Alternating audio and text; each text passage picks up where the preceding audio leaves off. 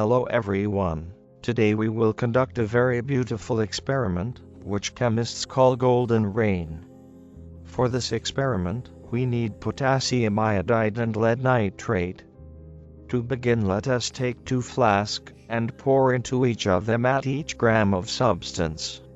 Also, be careful with lead salts, as they are quite toxic.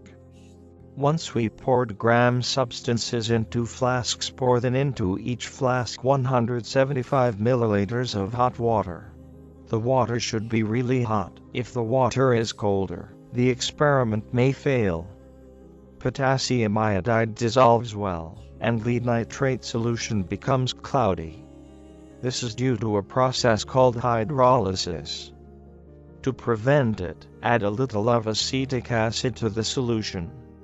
Once everything is dissolved, take a large beaker and merge back our solutions. If solutions were cold, then a fine precipitate is going to form from lead iodide. However, our solution is hot, and a precipitate of lead iodide will dissolve in the hot water. Over time, the solution cools down, and out of it beautiful flakes of lead iodide will start crystallizing.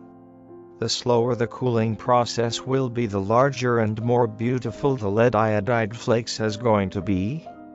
This experiment looks better in a bright sunlight.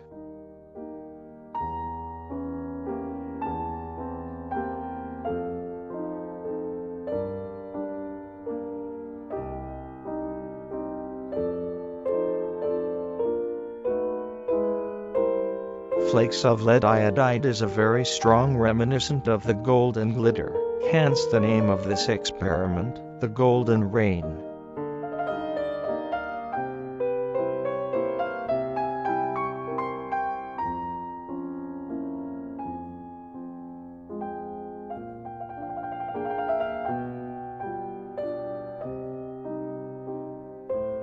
This experiment looks very nice in the dark in the right light conditions.